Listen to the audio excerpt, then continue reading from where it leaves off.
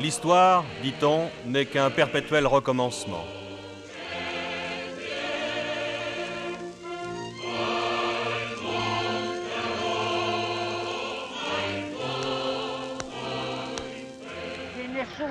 En 1922, c'est l'anarchie politique et sociale en Italie qui provoqua la prise de pouvoir du fascisme.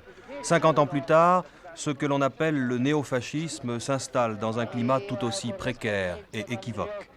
Alors qu'il n'y a pas si longtemps, on leur aurait jeté des pierres, ces députés du MSI, le mouvement social italien, élus aux dernières élections de juin, font aujourd'hui leur campagne ouvertement, comme ici dans ce petit village de Sicile.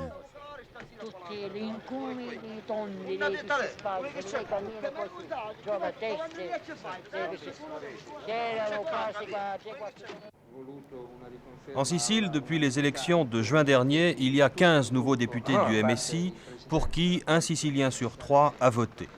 C'est dans un grand hôtel de Palerme qu'ils se réunissent. Ce jour-là, le chef du parti, M. Giorgio Almirante, est venu de Rome pour lancer de nouvelles batailles. 57 ans, ancien journaliste, Giorgio Almirante s'est lancé dans la politique à la fin de la guerre. Élu député de Rome en 1948, il l'est toujours, dans ce pays de contraste où, en guerre ouverte, communistes et néofascistes n'hésitent pas, comme dans ce petit village, à avoir leur permanence côte à côte.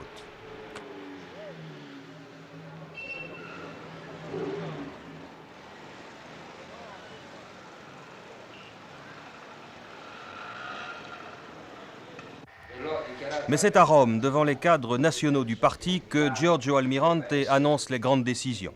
Messieurs, je déclare ouverte la campagne électorale 1973. Je la déclare ouverte à Milan, car après nos succès à Rome et dans le sud, c'est Milan qui doit être le centre de notre action dans le nord. Le président du parti, Auguste de Marsanic, un président qui préside.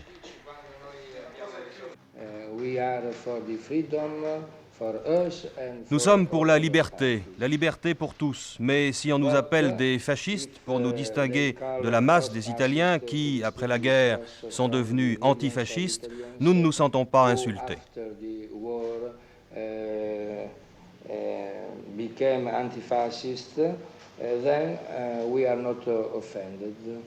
Cela, c'était pour les Américains. À peine connu hors de l'Italie il y a seulement quelques mois, Giorgio Almirante, depuis son succès de juin, voit défiler dans son bureau de Rome les équipes de télévision et les journalistes du monde entier. Après les Américains, les Anglais. Vous me posez les questions en anglais? En anglais pour commencer, oui. Nous avons pendant les dernières 2 années que tout le monde connaît bien votre nom. Dans son bureau, pas de portrait de Mussolini. Il y en a un à côté, dans celui de la secrétaire.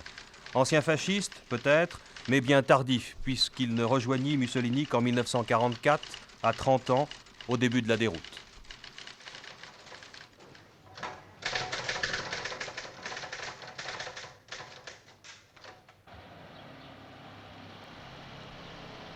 Pour un Romain, Giorgio Almirante travaille beaucoup, une douzaine d'heures par jour. Il habite dans une villa du quartier résidentiel de Rome, en bordure du parc de Villa Borghese, une villa dont il n'occupe que le rez-de-chaussée.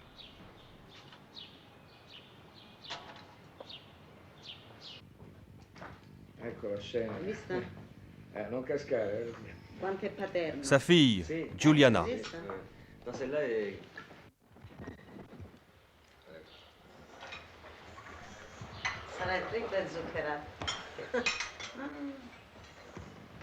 Sa femme, Assunta. J'ai 4 enfants. Qui sont à Rome. Non, qui ne sont pas des enfants. Ils ont respectivement 26 ans, 25 ans, 22 ans, 16 ans. Est-ce qu'ils sont membres de votre parti? Oui. Tous les 4? Oui, tous les 4, mais librement. Je ne les ai pas contraints. Est-ce qu'ils ont une fonction? Il y a beaucoup de démocratie dans ma maison, de liberté. Hein? Est-ce qu'ils ont une fonction? Non, absolument. Le succès de Giorgio Almirante peut s'expliquer en un mot, l'ordre. C'est d'ailleurs le thème numéro 1 de toutes ses campagnes. Son mouvement, qui réunit aujourd'hui près de 2 millions d'Italiens, est fort à Rome, dans le sud de l'Italie, et surtout ici, en Sicile, où des dizaines de villes et de villages sont aux mains du MSI. Les Italiens seraient-ils fatigués des grèves, de la pagaille? En 2 ans, l'Italie a connu plus de grèves que les 5 autres pays du marché commun réunis. Pourtant, en Sicile, l'explication est autre. En donnant leur voix au MSI, les paysans très pauvres de la Sicile ont surtout retiré leur confiance à ceux des partis qui se partagent le pouvoir, la démocratie chrétienne et les communistes, dont la politique sociale ruine la petite propriété et le petit commerce. Almirante l'a compris et a ramené vers lui, nombreux, les mécontents.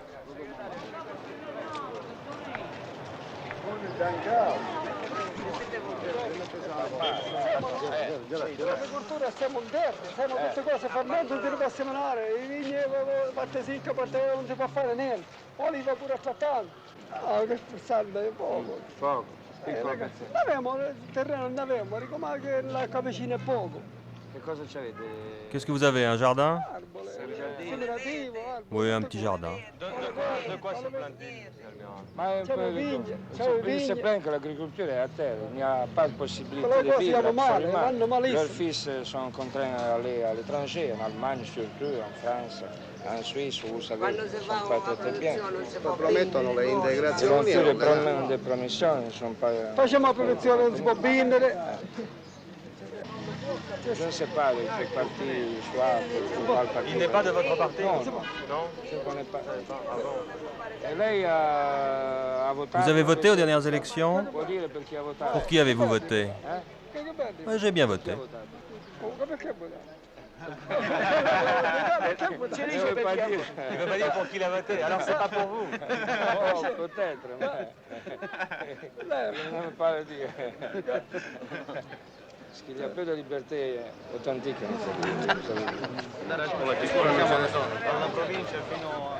Ces paysans sont loin de l'agitation romaine et des grandes villes.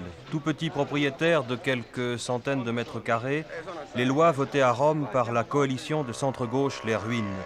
Un exemple, les jeunes vont à l'étranger gagner leur vie.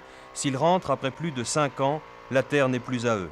Elle devient propriété de ceux qui l'ont exploitée en leur absence. Ils ont une petite maison, la commune peut légalement les contraindre à laisser construire des étages aux frais de l'État, ce qui, pour eux, est synonyme d'expropriation.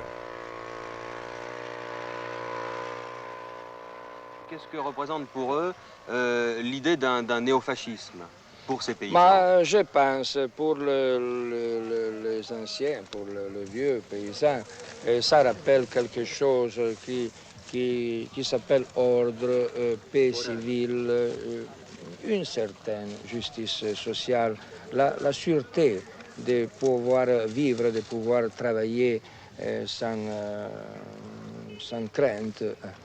Pour les jeunes gens, il s'agit d'être sûr de pouvoir vivre dans une patrie qui donne leur travail, leur possibilité de vivre sans être contraint à s'en aller à l'extérieur. Verrà il momento. Happy Dobbarilla sta gigante nella storia ed è pronto quel mortaio che nel fango sprofondo ma è ragazzo furazzaio che la mare libero. Fiero l'occhio, svelti il passo, chiaro il grido, valore ai nemici, infrangi il sasso, agli amici tutto il cuore. Bene! C'est la chanson de Balilla. Ecco, ora vai da tua parte. Une chanson que les jeunes Italiens apprenaient au temps du fascisme.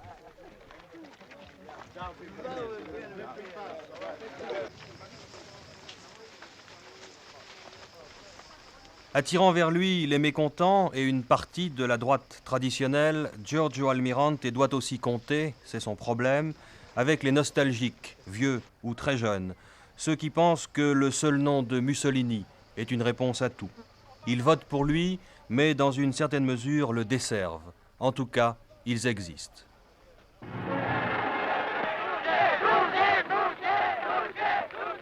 In cui Roma aveva Cesare, Virgilio ed Augusto.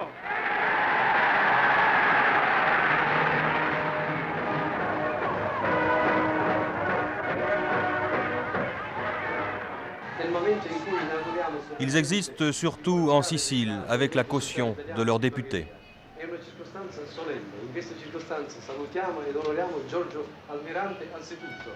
Saluons ici Giorgio Almirante et saluons les habitants du village de Bagheria et soyons confiants dans nos futures victoires.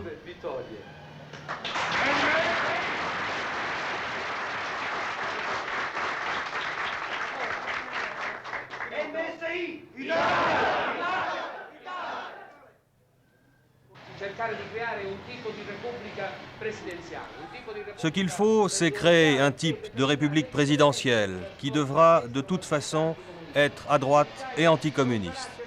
En Italie, jamais un président de la République, s'il est de gauche, ne sera élu. Un président de la République élu au suffrage universel sera nécessairement un homme de droite ou de centre-droite. Les partis actuels, surtout ceux de la majorité, ont tronqué la vraie physionomie de l'électorat italien. Une physionomie qui est de toute évidence anticommuniste. La démocratie chrétienne a porté et continue de porter l'Italie au communisme, bien que la majorité des Italiens soient anticommunistes. Il faut inverser cette tendance. L'élection d'un président de la République au suffrage universel est l'un des éléments fondamentaux de notre bataille.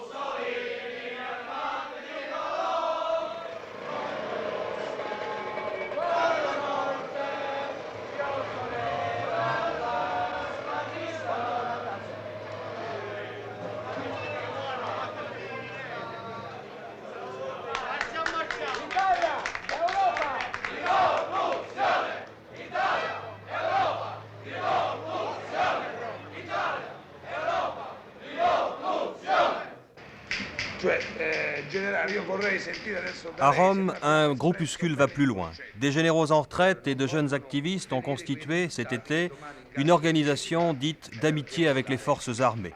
Leur but, amener l'armée italienne à prendre le pouvoir.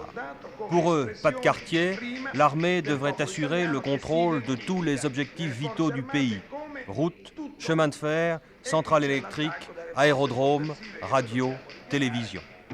Peu de gens les prennent au sérieux, même Giorgio Almirante, pour qui ils votent, les considère avec une certaine ironie. Pour lui, la victoire principale, en tout cas pour l'instant, est celle des bulletins de vote, ce qui a permis, il y a quelques semaines, au journal néofasciste italien Il Secolo, de titrer « Victoire ».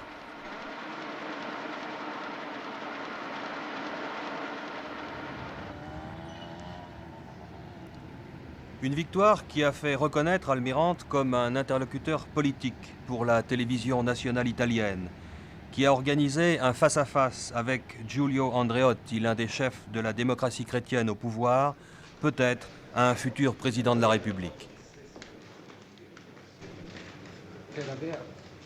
Di sinistra. Mi consenta, cercate almeno di farci sapere qualcosa sulle indagini per l'assassinio di Anna Rumma. Sono passati più di 2 anni e mezzo. È indecoroso.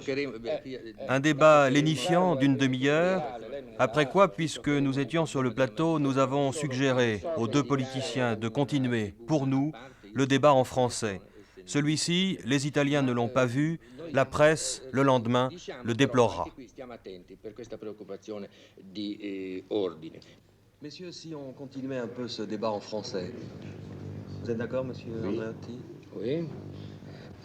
Monsieur Almirante, je sais que vous êtes en guerre contre les communistes en Italie, mais vous êtes aussi en opposition totale avec la majorité au pouvoir. Quelle différence faites-vous entre ces deux adversaires politiques? Mais il y a une différence morale, nationale de système. Le Parti communiste n'est pas un parti italien. Je parle naturellement de la classe dirigeante du Parti communiste, pas de ceux qui ont voté communisme en Italie. Le Parti communiste n'est pas un parti italien, un parti soviétique installé en Italie pour le but de l'Union soviétique.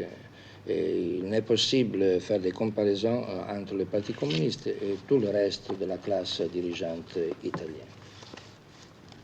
Quelle est, monsieur Andreotti, l'impression que vous avez de l'avenir, de l'avenir politique en Italie, disons des prochains mois? Est-ce que vous pensez que les prochains mois vont être chauds en Italie, sur le plan politique?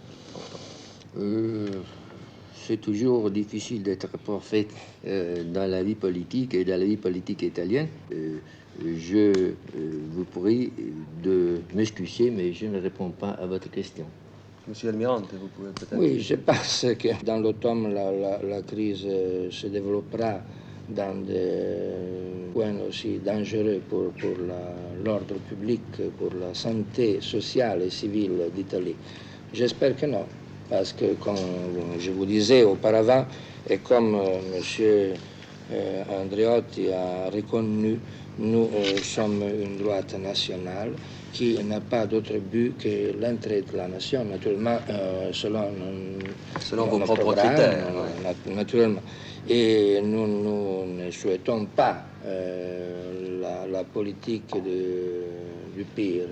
Parce que le Parti communiste est trop fort, la démagogie communiste peut l'emporter sur la faiblesse du gouvernement si les choses vont encore pire.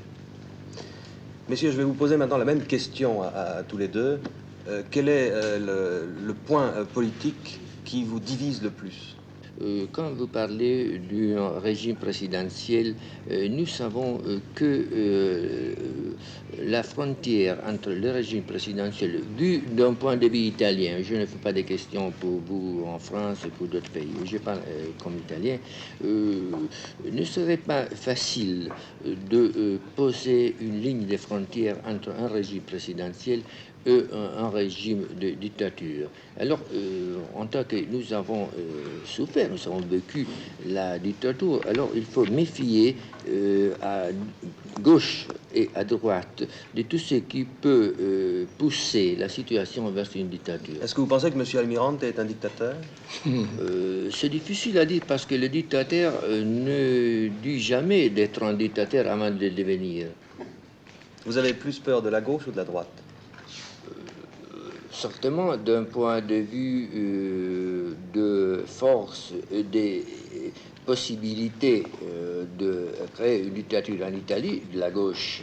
Mais la dictature, c'est toujours une chose que nous devons empêcher. Et alors, il n'y a pas d'importance trop sérieuse dans la couleur de la chemise ou les relations internationales du dictateur. Monsieur Almirante, la même question. Qu'est-ce qui peut vous diviser le plus? Je m'excuse, leur vieillesse. Je ne parle pas de M. Andreotti, qui est bien plus jeune que moi. 50. Mais 57. Ils sont vieux. Vous l'avez entendu. Ils parlent d'une démocratie vieille. Ils parlent d'une liberté vieille. Ils n'ont pas le courage de considérer la situation en termes modernes, c'est-à-dire avec la grande nécessité d'assurer la liberté et l'autorité en même temps. Ils craignent la dictature. Ils disent qu'ils ont souffert sous la dictature. Ce n'est pas vrai. Ils n'ont pas souffert. Bien peu d'entre eux ont souffert. M. Andreotti était trop jeune pour souffrir. Il ne savait pas encore Qu'est-ce que signifiait pouvoir souffrir? N'a pas souffert, Il y a n'a pas beaucoup connu d'Italiens qui ont souffert et certains l'Italie a aspects. souffert. Mais Le développement de l'Italie a été retardé bien, beaucoup. Comme classe dirigeante, ils n'ont pas souffert, excepté quelques cas très respectables, très respectables. Donc le grand reproche à commencer que vous de M. De Gasperi, qui était l'inspirateur de M. Andreotti. Mais excepté quelques cas, ils n'ont pas souffert. Ils parlent de souffrances qu'ils n'ont pas connues. Mais ce n'est pas ici la question. Il s'agit de choses très éloignées dans le temps. Le monde a marché, l'Italie a marché, doit marcher surtout. L'Italie a marché en bas, n'a pas marché en haut. En haut, on continue à pousser avec la polémique fascisme-antifascisme. En bas, cette polémique n'intéresse personne, absolument personne.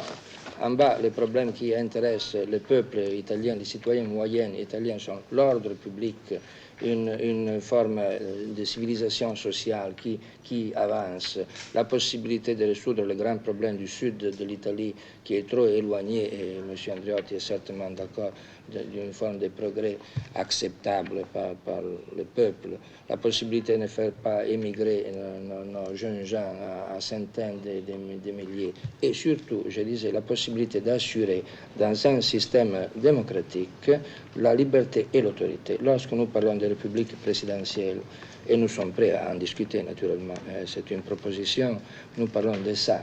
En France, on a porté avant ce discours, il y avait un dictateur, il y avait De Gaulle, un homme qui était aimé pour le peuple et qui n'a pas pressé la liberté populaire. En Amérique, je pense qu'il y a de la démocratie et il y a une république présidentielle. Mais il s'agit simplement de raisonner, de ne pas se laisser emprisonner par de vieux lieux communs. En deux mots maintenant, messieurs, qu'est-ce qui peut vous rapprocher le plus, sans parler bien sûr d'une grande idée du bonheur des Italiens? Nous sommes dans une situation difficile. Je me rappelle une phrase de Paul Valéry qui disait que quand un système social est au commencement de sa fin, un système social, pas un système politique, alors règne entre l'ordre et le désordre un moment délicieux. Alors j'espère que à travers un fonctionnement normal et efficace du Parlement, nous pouvons vraiment définir un moment délicieux, le moment que nous passerons d'ici aux nouvelles élections politiques de 1973. C'est bien. Monsieur Almirante. Ce que nous reproche maintenant la sympathie et la cordialité personnelle. Ce que nous reprochera de plus en plus la nécessité de nous défendre contre le communisme. C'est tout. Le lendemain, c'est la bombe politique dans tous les journaux italiens qui relèvent un virage à droite de M. Andreotti et la portée politique de la rencontre.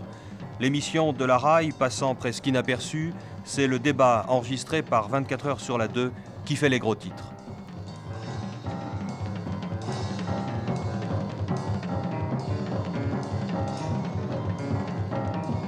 Jamais à l'étranger, un reportage de la télévision française n'a suscité autant de réactions.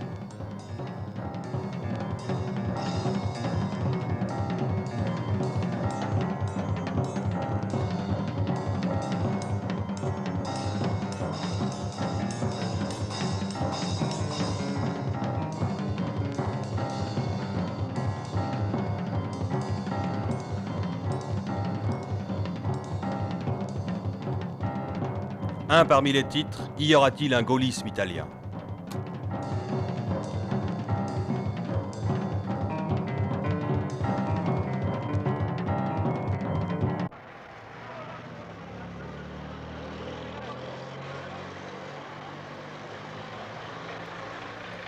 À Rome, c'est avec inquiétude que l'on attend les prochains mois qui verront, entre autres en décembre, la désignation d'un nouveau président de la République. Et puis, il y a toujours la possibilité d'élections anticipées. Je pense, j'espère qu'en cas d'élection générale, nous serons le troisième parti en toute l'Italie. Le troisième parti, ça veut dire que vous vous approchez du pouvoir? Ça veut dire simplement qu'il y aura une droite assez forte pour obliger le centre à réfléchir et à choisir.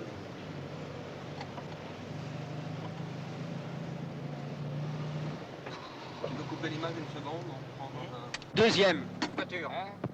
Non, absolument pas. Comment? Non, non. Non, j'avais compris deuxième dictature. Ah non, deuxième, voiture. Monsieur Almirante, si vous veniez un jour au pouvoir en Italie, quelles seraient les 2-3 premières choses que vous feriez? La première chose, dissolution du Parti communiste. Les autres, une révision organique de la Constitution italienne pour la rendre moderne. Parce que nous avons la plus vieille parmi les constitutions des pays modernes. Et alors une république présidentielle, une chambre corporative, vous savez tout ça. Dans le respect absolu des libertés d'opinion, d'organisation, tous les partis politiques, excepté le Parti communiste, auquel on ne peut pas reconnaître les droits qu'il ne reconnaît aux autres. Vous arrive de recevoir des lettres de menaces? Pas seulement des lettres, aussi des attentions. C'est-à-dire? J'ai été plusieurs fois assailli par des communistes. Et pas avec des lettres. Justement, ces communistes, qu'en pensent-ils? Dans toute l'Italie, surtout dans l'Italie qui a fait la résistance, dans l'Italie du Nord, cela provoque une reprise antifasciste, unitaire, beaucoup de préoccupations et il y aura une poussée positive.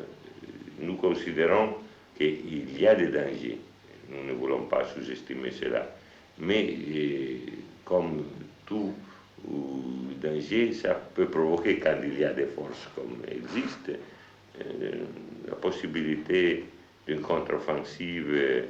Je dirais même que c'est une sonnette qui peut être considérée utile pour réveiller ceux qui pouvaient ne pas voir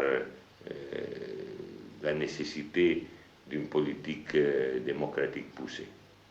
Les gens demandent une garantie pour la démocratie, une garantie antifasciste. Et dans cette situation, un parti comme le Parti communiste, qui est si fort, bien qu'il n'est pas le parti le plus fort, parce que les démocrates chrétiens ont plus de votes que nous, et ils ont force certainement. Mais en tout cas, c'est le parti antifasciste le plus fort. C'est le parti ouvrier le plus fort. C'est le parti qui peut donner plus de garanties pour son passé. Alors, dans ce moment, ceux qui peuvent être même étonnés et préoccupés par l'avance des fascistes nous regardent et je pense qu'ils disent bon, c'est le moment, c'est nécessaire que le communiste ne soit pas plus faible et que le communiste ne soit pas isolé. L'Italie est le seul pays de l'Europe occidentale, du monde libre à peu près, qui est menacé par le Parti communiste, c'est-à-dire le seul pays dans lequel il est possible que le Parti communiste arrive au pouvoir est l'Italie.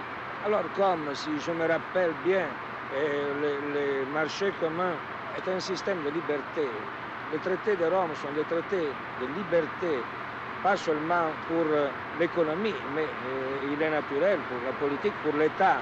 Et avoir dans le marché commun, surtout après l'entrée de l'Angleterre, un pays dans lequel le Parti communiste pourrait tout bouleverser, est une menace, pas seulement pour l'Italie, mais aussi pour les autres pays. Et si ces périls et ces dangers s'effacent complètement, je pense que c'est bien pour l'Italie, mais aussi pour toute l'Europe occidentale. Quels sont vos rapports avec les autres mouvements d'extrême droite en Europe?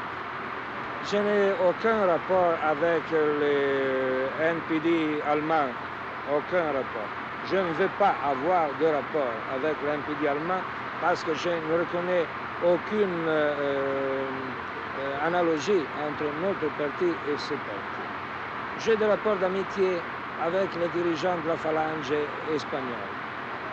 Et je n'ai pas, et mes jeunes, les organisations de notre jeunesse ont des rapports d'amitié, comme vous savez, avec le mouvement français de la jeunesse d'extrême gauche. Il y a eu à Paris... D'extrême droite. Monsieur Almirante m'a dit que le but du Parti communiste en Italie, c'est de prendre le pouvoir. Bon, je crois que tous les partis sont faits pour changer quelque chose et pour aller au pouvoir. Je ne sais pas qu'est-ce que ça veut dire, nous avons des langages si différents, qu'est-ce que ça veut dire prendre le pouvoir. En tout cas, ce que je peux dire, c'est que nous sommes sûrs d'empêcher que les fascistes vont prendre le pouvoir. Comment est-ce que vous vous définissez par rapport à Mussolini? Un Italien qui a connu Mussolini, qui a aimé Mussolini, qui a servi Mussolini en bonne foi, sans rien y gagner, avec tout à perdre. Est-ce que vous vous considérez comme le continuateur dans Non, un certain sens? absolument non. Ce serait ridicule de mon côté.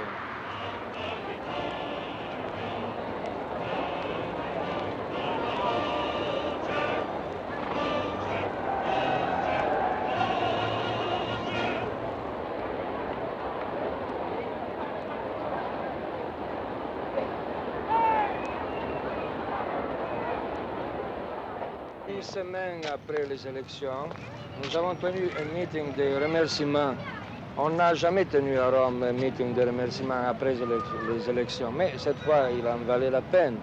Et alors, nous avons tenu notre meeting ici, parce qu'ici, j'avais ouvert la campagne électorale au mois de mai, au commencement du mois de mai. Et toute la place était pleine, c'était la première fois, mais pas seulement la place ici, il y avait beaucoup de foule. Il y en avait là-bas encore, et de l'autre côté de la place, dans toutes les rues. Et la presse étrangère qui était présente a calculé 90 000 personnes.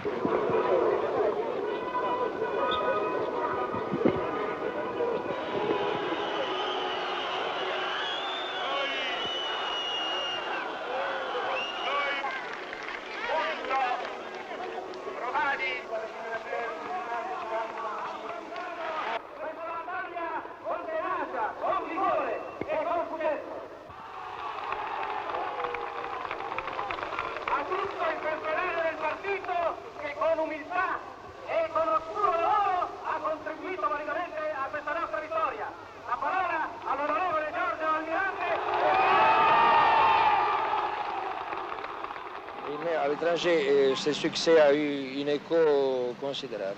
Un succès qui fait quelquefois peur à un certain nombre de gens. Ben, je pense, et je l'espère aussi.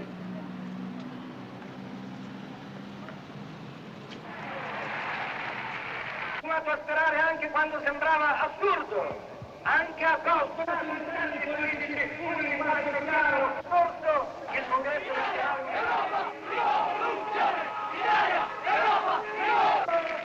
vergognandomi delle scuole italiane, ma che però questa è un'anima, questa è una coscienza, questa è una intelligenza, sappiamo come, dove, quando combattere le nostre battaglie. Sfida, se non sbaglio,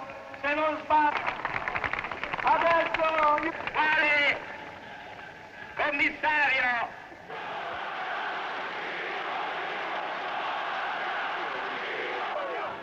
Nous sommes réussis à persuader, dans une certaine mesure, l'opinion publique des villes dans lesquelles on a voté. Nous tâcherons maintenant d'obtenir le consentement des autres parts de l'Italie. J'ai déjà commencé à Milan, qui sera peut-être le centre de notre bataille dans la campagne électorale 1973. Nous avons déjà ouvert la campagne électorale 1973. Monsieur Almirante m'a dit qu'il avait l'intention, dans les prochains mois, de faire porter son effort justement dans le nord de l'Italie. Est-ce que vous ne croyez pas que ça risque de provoquer une situation très chaude? Alors, je dirais que c'est tout à fait naturel ce qu'Almirante a dit. Avec l'exploit du Sud, ils se présentent à la caisse et ils vont toucher. Parce que le patronat peut penser qu'il peut miser sur une présence fasciste. Je ne pense pas comme alternative maintenant à la démocratie chrétienne, qui reste le parti du patronat, mais en tout cas comme un groupement de pression, comme un groupe de choc. Et alors, je pense que dans le Nord, il y aura une tentative. On va réagir avec une action unitaire et de masse. Ce que nous devons éviter, c'est le choc de la provocation, une sorte de guérilla, non. Il faut répondre avec un grand mouvement populaire, unitaire.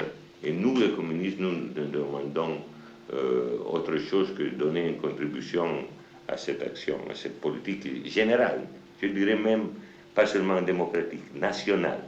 Parce que nous considérons les fascistes en dehors, pas seulement de la démocratie, en dehors de la nation. Comme vous savez, il y a un climat de guerre civile encore. Il y a l'extrême gauche qui est très active et très dangereuse. Il y a surtout un gouvernement, un chef de la police qui ne font pas leur devoir. Il n'y a pas de sûreté pour les citoyens. Et il y a une grande peur. J'ai reçu une lettre d'un citoyen romain qui m'a écrit textuellement « Nous avons peur de vivre en Italie. Nous avons voté pour vous parce que nous avons peur de vivre. » Alors il faut que les Italiens, au lieu de la peur de vivre, aient le courage de pouvoir vivre librement. Et ce que nous tâchons d'inspirer aux Italiens. Alors il est nécessaire, lorsqu'il y a les communistes de plancher, de résister. Et il est nécessaire dans les écoles que les jeunes gens qui veulent étudier puissent étudier, que dans les usines, les ouvriers qui veulent travailler puissent travailler. C'est notre tâche. Mais pour Giorgio Almirante, un danger au sein de son propre parti, les jeunes activistes rompus au combat de rue et qui sont tentés de le déborder sur sa droite, alors qu'il essaye habilement de se démarquer du fascisme. Les jeunes apprennent les positions, les informations politiques, programmatiques du mouvement, ou la préparation aussi athlétique pour la bagarre des places dans l'école avec les gauchistes. Quel est l'âge minimum des jeunes pour entrer dans ce mouvement? L'âge minimum, c'est 14 ans.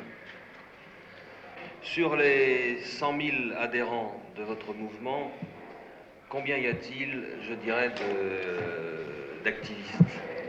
Presque tous. Presque tous. Qui prennent notre carte, c'est un activiste.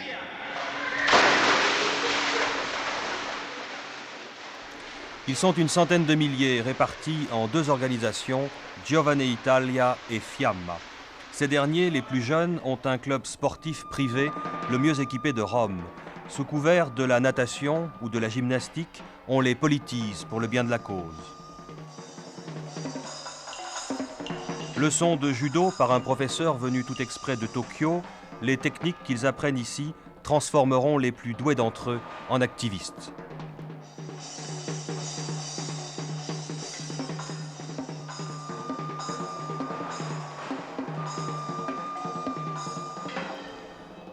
Mais la guérilla urbaine, c'est l'affaire de Giovane Italia, où les jeunes activistes ont de 14 à 25 ans. Ils ont formé 30 groupes de choc, comprenant chacun 200 jeunes. Ce sont eux qui affrontent les communistes et la police dans la rue.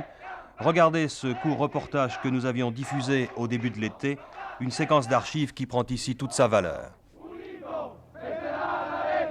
Hier à Milan, ce sont quelques 30 000 personnes qui ont défilé, on le voit dans le calme, pour protester contre la police et la justice. La manifestation avait été autorisée et il n'y a pas eu d'incident. Par contre, à Rome, la police a évacué par la force des étudiants retranchés dans leur campus. Après 4 jours d'émeute, le bilan des désordres à Rome s'élève à plus de 50 blessés. Aussi bien à Rome qu'à Milan, la police italienne a réussi à éviter un affrontement direct entre manifestants d'extrême gauche et contre-manifestants d'extrême droite. Ces derniers ont parcouru les rues le bras levé à la manière des fascistes. On le voit, la situation sociale en Italie dans son ensemble reste précaire et on peut craindre de nouveaux désordres lors de la grève générale prévue pour vendredi prochain.